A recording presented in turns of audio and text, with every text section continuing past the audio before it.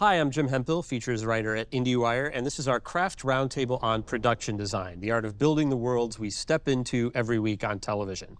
From sets and locations to texture and detail, production design shapes how stories feel and where they live. Our guests today are, from RuPaul's Drag Race, Jen Chu; from Monster, the Ed Gein Story, Matthew Flood Ferguson; from Nobody Wants This, Claire Bennett; from Scrubs, Roger Fires; from The Burbs, Susie Mancini; from Euphoria, François Audouy; and from The Bear, Merje Veske.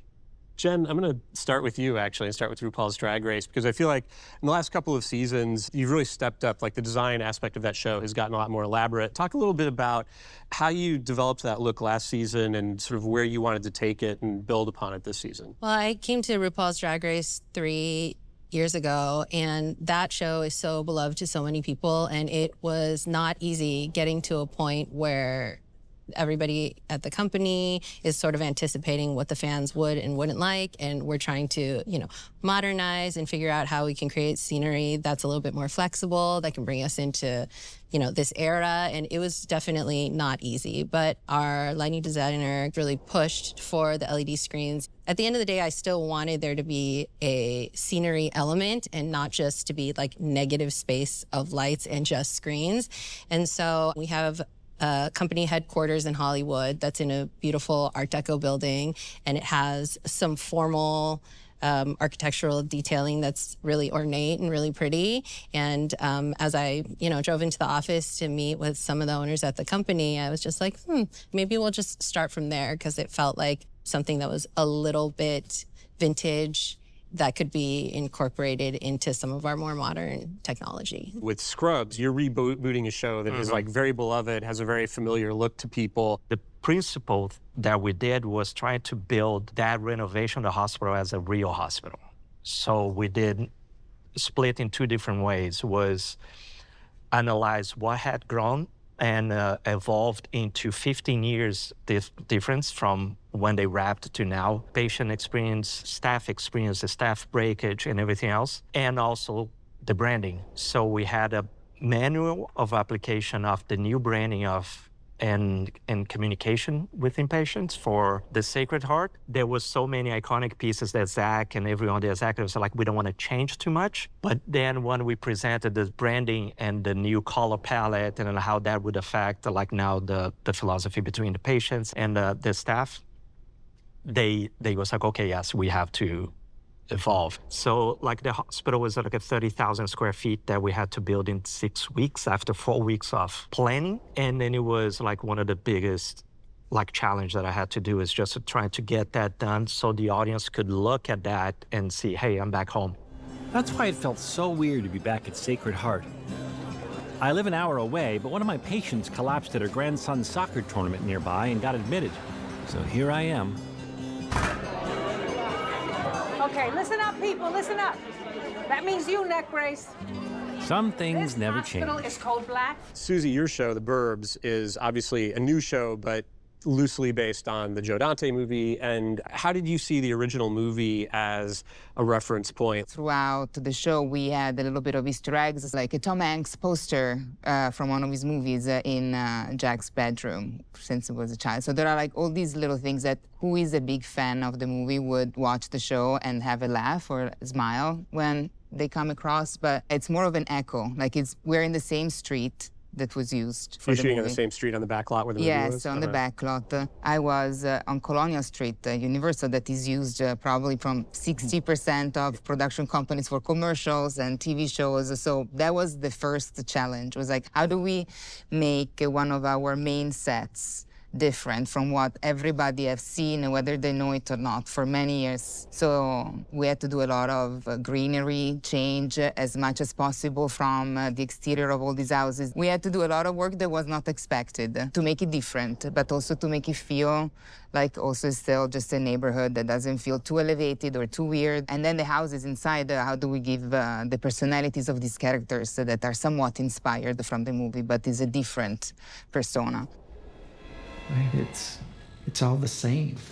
What do you mean? The furniture. It's all the same staging furniture from the open house. Gary didn't change one thing. That's so odd. Todd says it's odd. What do you think it means? I think it means he's not planning on staying very long. Maybe that's the door to the basement. Nobody Wants This is such a great location-based show. What's your sort of, I guess for lack of a better word, philosophy about how you want to present the city? At the beginning of the show, I think when it was determined it was going to be LA-based, we had new characters to develop and show. Where do we want to place these characters within LA? And do we want to show LA in a different way? Not, you know, don't just get stuck on the West Side. And like East Side was very key to the show. And we found some just great places that I think, like you said, a lot of people who, if they're familiar with LA, will relate to. It was very easy to photograph and get variety that helped us build that world. Similarly, you know, Marie, talk a little bit about how you approached Chicago as a location. And Chris Storer, our director and creator of the show, he's originally from Chicago, so it's very much also through his eyes. We just wanted to do the real thing and the people to feel comfortable and recognize the places and the restaurants and the streets. And yes, this is the real thing. How much of a restaurant expert and foodie are you now from working on the show? Oh my God, I think my life is completely changed because of that. And also working with Maddie Madison and Akuko Storer, who are our culinary producers, talking hours and hours about the designs and what's out there and the food scene in Chicago. And we went to Noma and Copenhagen. So trying to combine all his experiences and our producers' experiences and bring it together and looking into what goes on in the kitchens and what's popular in the food scene right now.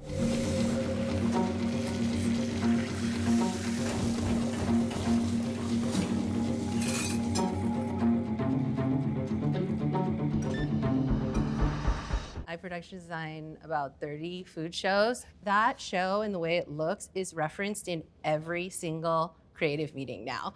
They're all talking about it. That's great, yeah. The Bear is Chicago, then, you know, Monster Ed Gein is a very different side of the Midwest. Yeah. And Culinary too. And it is also culinary, yes, in its way. Oh my goodness. When you come on board a show like that, first of all, who are your initial conversations with? Is it with Ryan Murphy? Is it with the director? And what are those conversations like? The first conversation is with Ryan, and he'll sort of go over the show, and he'll talk about tone and where he wants to take it. Then I will meet with Max Winkler, who was our director, and talk with him. And then it's literally off to the races. And I start doing quite a bit of research. Anything from books in a bookstore, the internet. I'll pull old magazines like Life or Collier's or Look and just thumb through those. And I also, it may sound strange, but I'm kind of a cinephile, and I remember when I was 11 years old, I saw Night of the Living Dead. And most of the film takes place in a dilapidated farmhouse. And the first time you see it from afar, and there's a horizon line, and the house sort of rises up like a tombstone. And it had this very hollow, scary feeling. And so when I got the call to do Gein, obviously I thought of research and Ed Gein and his house, but I remembered that moment, and I remembered how I felt. So then I think, okay, so now take that feeling and turn it into materials, turn it into wallpaper, space, scale, wood, tone, and try to hopefully evoke that same feeling to the viewer and to the actors.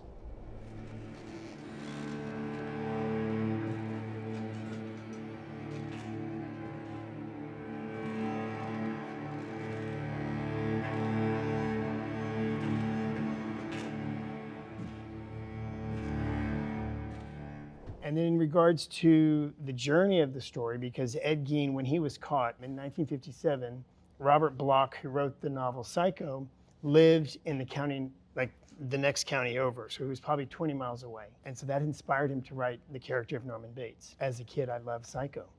So I was thrilled to think, okay, we're going to recreate Psycho, and then sort of cross over between his influence into popular culture, into the making of Psycho, into the making of Texas Chainsaw Massacre, and kind of go back and forth. With his house, Life magazine had, believe it or not, only 3 days after he was caught, they were able to get in there and photograph the interior of the house. So we had these great black and white photos to kind of reference. They didn't photograph the entire house, but they photographed a fair amount. So I worked with Kristen Davis, senior set designer, who I love very much. And we laid out the pictures, would look at the windows and look at the exterior, look back and sort of figure out, okay, his bedroom was here, this room was here. And we kind of were able to get a pretty accurate floor plan of what his house was. The one thing we didn't have, there were no images of a staircase. So I'm pretty sure the staircase that we built is not correct to how his staircase was. I think his staircase was an interior staircase, probably at the back of the house, where walls are on both sides, a landing, and then you go back up. Well, going back to Psycho, and knowing the famous scene when Martin Balsam comes up the stairs and the mother comes out, or we think it's the mother comes out and stabs him, I knew we would need a staircase that echoed that. And it's also visually more exciting. So we put the staircase dead center, straight up, just like in Psycho. It also echoed back to Night of the Living Dead. And I remember the staircase in that house, and it went straight up, wraparound balcony. My inspiration comes from a variety of things. Well, I have to say that the highest compliment I can pay you is when I was watching the show and there was the making of the Texas Chainsaw Massacre thing. I initially thought it was a clip from Texas Chainsaw Massacre, and then you pull back and see the crew, and I was like, "Holy shit!" Like this, it really looked exactly like it. I mean, how did you recreate that look so faithfully? I'm very fortunate, as I'm sure we all are, that I have an incredible crew. So it is a huge collaboration. I'm sitting here, but there's a whole team of people. Craig Keller, one of our art directors, really took that on. And the 50th anniversary of Texas Chainsaw Massacre was in 2024. There was an article in some trade magazine where he said that he had been standing in line at Christmas time at a Montgomery Ward's waiting to buy something, and the line was so long, and he looked to the left and he saw chainsaws, and in his mind he thought, well, what if I just took this chainsaw and started to, and so according to that article, that's what he said inspired him to do the film. Bob Burns, his art director, I believe in the research that we did, and especially Craig, was the real creative. Not that Tobe Hooper wasn't, but Bob Burns really brought so much. He was hands-on, making the chairs out of bones, doing a lot of the work. The picture vehicles were his cars. So we just really delved into reading about the making of Texas Chainsaw Massacre, looking at the film. It's very dark and grainy, so it's hard to really read what you're looking at. Just kind of hacking away at it. Sort of no pun intended. Sorry. Continuing on that topic of cinephilia, François, you working with Sam Levinson on Euphoria, who I know from the conversations I've had with him is like a sort of encyclopedic movie nut. And how do the two of you sort of form a language together and start communicating when you come on board? His instincts were about referencing kind of the movies that he loved growing up with, and we looked at a lot of Westerns and a lot of 70s movies and some black exploitation stuff. And I was just really excited by the idea of opening up the frame. And the first season is very close, is shot very close, and it's very much a show that's told through their faces, and the background kind of falls off. And the second season is a little bit wider, and you get a sense of their school and their houses and whatever. And then this was really how they're interacting and feeling and part of the surrounding environment. So we wanted to feel like they were more part of the world and that the environments were part of the story. So it created a more of a kind of a cinematic opportunity for the way the show is going to be made.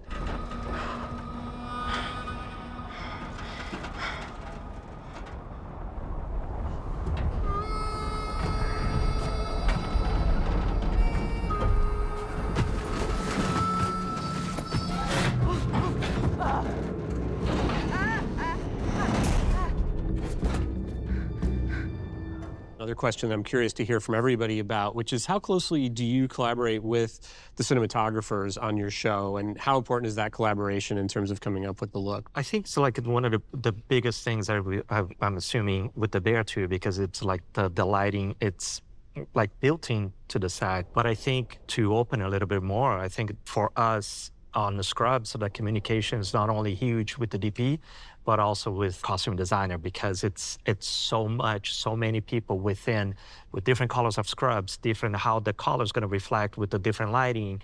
So there's so many aspects that, like that conversation, especially in scrubs, we bring the costume to be sure that it still have that feeling of a real hospital, and how the costumes affect the skin tones and everything. So it's like a huge conversation on that aspect on our show. And I'm Yeah, assuming same here. That was a long conversation with the TP and just planning every little corner and a nook in the restaurant. Obviously, the characters, you know, apartments or places, that's a different story. But the restaurant, everything is designed with the lighting in there.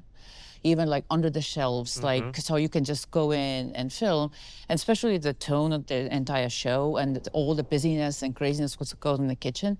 Director wanted to go and just go and film and do it, so you don't have this extra time for lighting and setting it up. It's ready and turn on. Exactly, yeah. You just turn it on, and like we have lightings in the walls, in under the shelves, above the shelves, in the cabinets, everywhere. So it's such an important relationship. Very important relationship. Yeah, yes. Because you want him to be able to light it properly or and beautiful I image. feel like our DP, Drew, we work together so well, and we feel the same way about certain design points and colors, and it has been wonderful experience doing it. I would show Mike Bauman, who was our DP on Monster, the Ed Gein Story, all the wallpaper samples, show all the colors. We would do camera tests, the lace curtains, set it up with lights, so to make sure that it, you know, they were able to, he could work with it. And even designing the sets to sort of create some sort of wild walls or places, try to anticipate how they want to capture the scene so that you're ready to, okay, let's fly this wall and the camera can be here. But that was one of the things on Scrubs too, because like the original was in a hospital. When we come to the set, it's like, yes, let's wild every single wall, because, and then wild in a way that it's like a 30 minutes, 23 minutes show with a 5-day shooting. With 4 days in a stage and maybe 1 out if you go out, and then that 12 hours, the wild walls of the camera ports, they have to be really easy to wild. And then so where we have like the flower shop, that it was like a compressed flower shop, like a gift shop that no one shot there.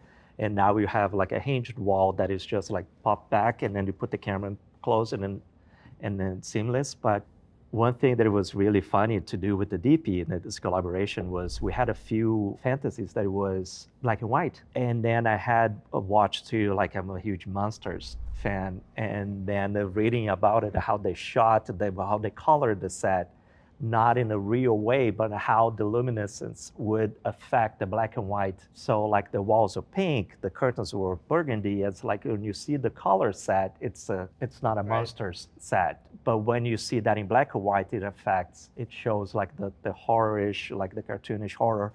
And then I went with Steve Jackson, said that's what I want to do for the noir sequences and the black and white sequence. I want to shoot the luminescence. So we create this corner that it was orange walls and pink couches and whatever. We did a camera test and see how that would reflect based on a color balance in black and white.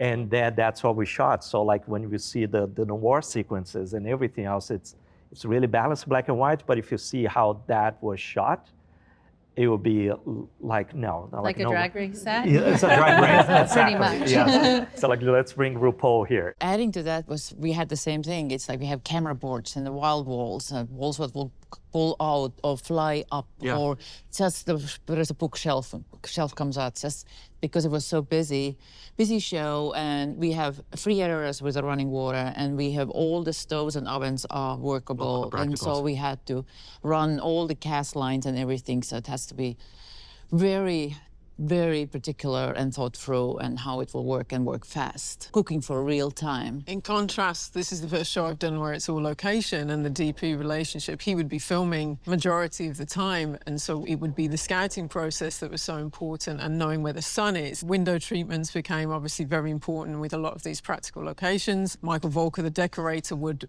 constantly be going back to set with whatever we were dressing on the windows so that they could put it in front of the camera, but it might be across town where camera was filming. So that was very interesting, just as a complete contrast to not have the flexibility for once being on the soundstage and being able to control it, because some of the sets we didn't actually even have access to until the morning of. So that was its own host of challenges and discoveries. And then obviously DP West, his team would come and scout. It was all about scouting and making sure, obviously, on the tech scout that everyone was supported. And obviously, like you just said, it's always a massive collaboration. That communication with the DP and his team and the gaffer is critical. No, we're going to do the whole, like, interfaith thing. Well, Do you guys want to sidebar this till after dinner?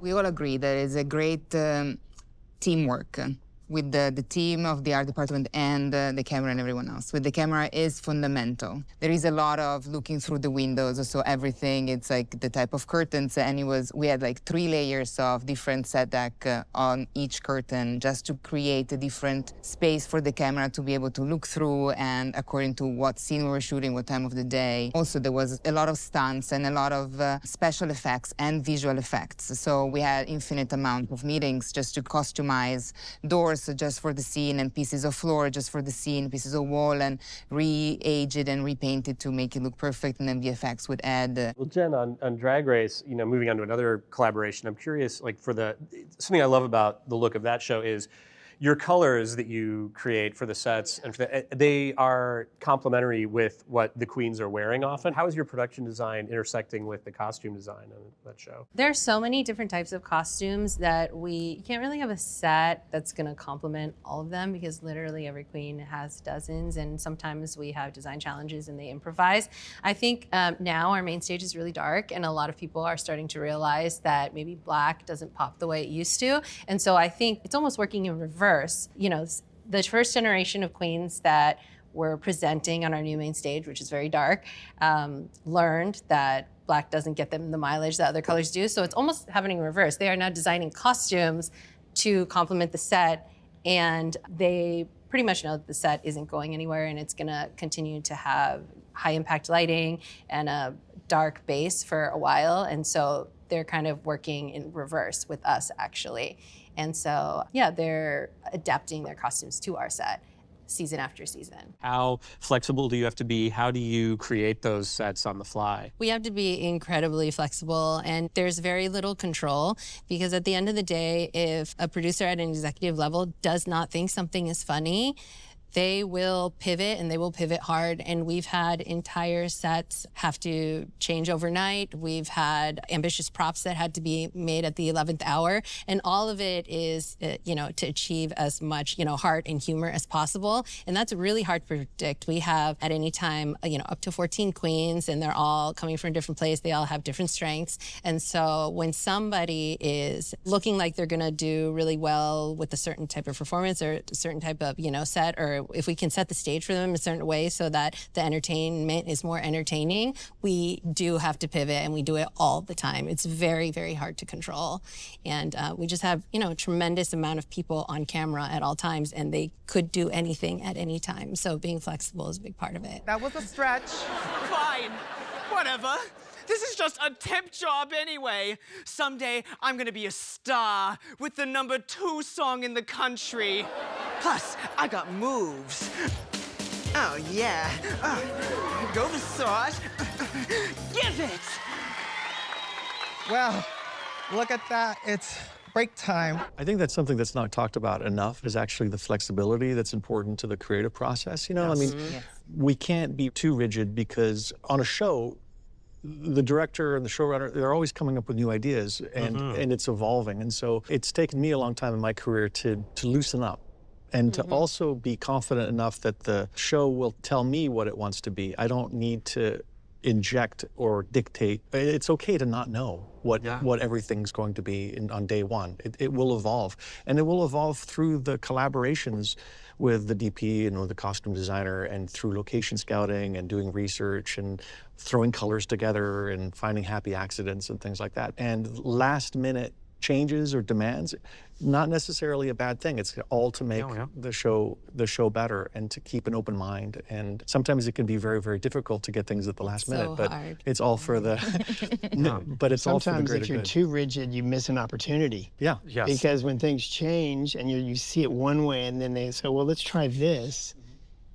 And then when you see the thing cut together, it's like, oh, actually that really works. I've seen people also be so rigid in over-planning that they're blind to the opportunities that present themselves organically. Right in front of their face. Right, they're not even seeing. Part of the thing is to get everybody to learn how to see, and to learn how to feel, and feel something when they're seeing a design or a location or a concept for the first time and to be able to be nimble enough to take advantage of it. I think nowadays, too, you really have to ask your producers very direct, smart questions because you don't know the conversations that happen behind doors that are leading to these changes all the time, especially in reality. So I always ask them, what is the purpose of the change? Because I'm like, we have 36 minutes and we can only change it once. So if we're gonna change it, I wanna make sure that I'm addressing the notes. So is it because, you know, it's too earnest and it's not goofy enough? Is it because it doesn't read well on camera? So I've become really, really diligent. And also I've told my staff that works under me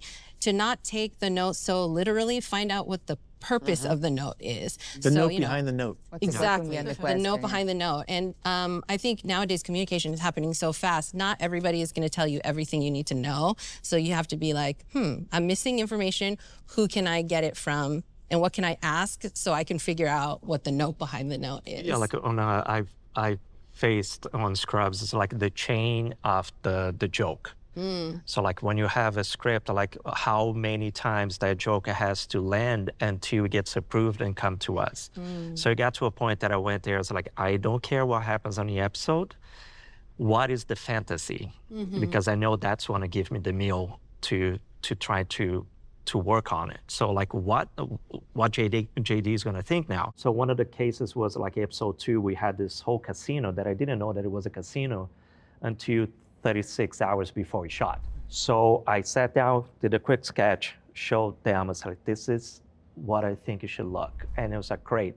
So I sat with my decorator, let's go to a prop house. So what they have here? So they have this big 12-foot columns. I was like, great, go there, grab those columns right now. 36 hours later, we have a casino set that it was not there. It was just a subfloor. And then they were like, oh my God, I'm gonna throw anything. I was like, throw anything on me, but just give me 48 hours this time.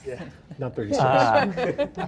I can give you anything, but it's I think the ingenuity, you sit down, I had so much fun building the other sets, like the Price is Right, that it was like one of the greatest things I've done on camera. But the casino was sitting down with the art director, the set designer, and let's go and browse on a prop shop, see what we can find. And then that's the only way we can do this set in 36 hours. And then the ingenuity was so fun. That is like, I love planning, don't get me wrong. I love knowing that I'm gonna build that set in 2 weeks from now. But that ingenuity, like it was such a fun time that at the end, like I haven't seen my kids in 5 days, but then it's like, that was a fun set. Well, it's exciting when it's a new idea that's better. Yeah. And like in the first episode that of season 3, Rue was going to be smuggling drugs over the Rio Grande at night, and then she gets caught by border patrolmen on horses and everything was supposed to be. And so I was really struggling to find a controllable river in LA that felt like the Rio Grande. It was very difficult. Where did you find it? Well, we didn't do it because we were looking at lakes, we were looking at so we went to go scout the DEA offices in downtown LA because there's a whole DEA sequence and I wanted it to be very authentic looking. And on the walls of the hallways in the DEA, there are these different photographs of their history of big busts or big, rooms with guns and cocaine. And there was this one photo that Sam stopped at, and it was a photo of a Jeep that was high-centered on the border fence between Arizona and Mexico. And he looked at it and he said, oh, that looks like something Rue would do. And so he pivoted the entire sequence to write this concept of Rue actually trying to drive her car over the border wall. And it was fairly late in prep, but we ended up completely pivoting and making a really unique sequence where we built 150 feet of border wall way out in the desert, in the Mojave Desert, where you couldn't see anything in 360 degrees. For this sequence, and we built a teetering Jeep on top. Fear is a great motivator. Totally, yes. And the ticking clock of trying to pull off something like that was really rallied the troops and got us all motivated. Yeah, because like as you, like I'm a film production designer too. So like Scrubs is my first series. Yeah. And then having like when you do like a feature film, it's like, okay, like, yeah, let's put this sequence at the end of the schedule and then there's no. Some of these quick sets that come up is to recycle them. Yeah. And when you're moving so quickly, to kind of say, okay, well, maybe we can just move these windows and paint it and do that. And more important than ever nowadays. Yeah, with because budgets things the way are they moving are. so fast. And the environment, let's face And the it. And just for the environment. And for the environment, I feel like we absolutely. need to, Exactly. And I guess the thing we haven't touched on in talking about being flexible, as a designer having to pivot, is just the fact when an actor walks onto our sets, what happens. Yes. And that's a whole other thing that Totally. you can plan as much as you possibly want, but obviously there's that. And I think it's wonderful to see an actor who's bringing this character explore an environment, and whether it's a set on stage or for us when it was these locations and these houses, and as I say, best made plans, you think you're going to be looking that direction, but then when the actor takes on that character and mates start opening drawers or cabinets, Absolutely. and it's what it should be about, and we have to as designers embrace that, and because it is what, you know. We're all after the same thing. Yeah. We're after creating an emotional response from the audience. We want the audience to feel something through the world, right? And so the sets are oftentimes an extension of their costumes, where they are putting those sets on, and it helps them feel something that they can use. The set can be completely interactive for they can open anything, and everything is as practical as possible. And when you have an actor who leans into that, it's really rewarding when they go, oh yeah, I just came on set and I spent 6 hours. I spent all day just thinking of, sitting at my desk and opening drawers, and I saw this little detail that you got. It's so great. And it makes you feel like you're really participating in building character. Yeah. I'm curious, in terms of how do you see your responsibility to the actors, or in your case, to the contestants, in terms of creating an environment that's going to facilitate their best work? I mean, is that something that's heavily on your mind, or is it, no, that's the director's problem? For Drag Race, so many of the people who are on Drag Race have been watching it for a very young age, and they've been dying to try that extremely vibrant, over-the-top, almost neon workroom on for years. And the producers are very hesitant to take that away from them because that is ingrained in their childhood. Like watching, the backdrop of that, insane busy print. There has been talk about pivoting, and I think that everybody who comes onto the set, they want to feel what it would be like to be in that envelope, to the point where we have literally had queens cut pieces of, because it's a printed backdrop, they have cut pieces of the printed backdrop and taken it home, and we had to tell them to stop doing that because they have watched that their entire lives. And so we're almost like, exercising extreme respect for their own nostalgia, and we want to, let the audience maintain that nostalgia while also acknowledging that, it's been almost 2 decades, and technology has changed. So it is very unusual to owe the audience so much. Yeah. The actors making sure their environment is right for how they feel is very important. Charlie would come down, who played Ed Gein, would come into my office, and I had pictures all over my wall showing, the historic pictures of his space, and then the inspiration of what we would do, so that when he came to set, it felt like it was his house. And that's kind of what we all hope for, that the characters really immerse themselves into the environments that we create. Tom Hollander, who played Hitchcock, would also come into my office, and we would look at, Alfred Hitchcock's home, and I would show him the set that we were gonna be doing, and just so they had a feeling of the space. Sometimes they'll want to go down and rehearse or just be down there by themselves. Yeah, like everyone just leaves the set. And then on Scrubs, it's not that I'm creating, a new hospital, but there was moments of their lives, not only on camera, but like off camera, that we had the chat there and talk about I invite you for my wedding there. And that's you recreate those spots that, like Zach mentioned, it's I have a huge fight with Donna on that corner. It's no, that wasn't a hospital. This is a set now. Yeah. So there's that place when they walk in, it's it's the same place as before. It's enhanced that the character is them. Well, I think there's an affinity with actors because we, as production designers, are also thinking about backstory.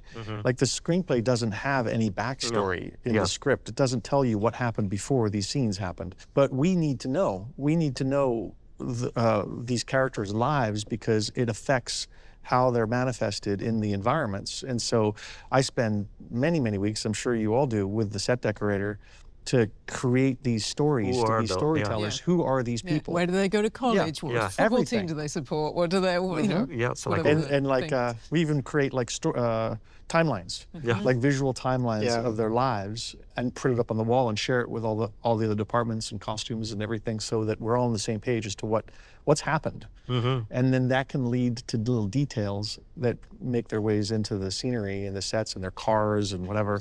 Especially like the 5 years jump. It's like what happened on those 5 years with those characters. And So yeah, that very much so. We had to map out what happened exactly in those last 5 years, and then working with Sam Levinson, kind of be on the same page in terms of what that storyline is. Then it could be part of like making it really feel immersive and real and logical. I love that part, the creating the backstory, because it's so true and it's really, really fun. It's one of my favorite parts, especially when you do houses. Like I put down a list for the actors. If I have a chance to have a private conversations with them, great. Otherwise, I just let it to the first ADs and then I get the answers. But with the creators and the actors, I love to go and ask to the tiny detail, like what's their favorite color, what's their sign, what's their music choices, what do they do as a pastime. So we invent stories, and sometimes they make sense. Sometimes they're like, oh, maybe not, maybe she's more like into water painting. I was like, great. So then I use that as like, maybe in her spare time she started to water paint, and I can use that to decorate the walls and create the different personalities. And then the actors love it, because then when they come in, they feel like they participated and we have done it together. And then when they thank you, they're like, thank you, because you gave me an environment where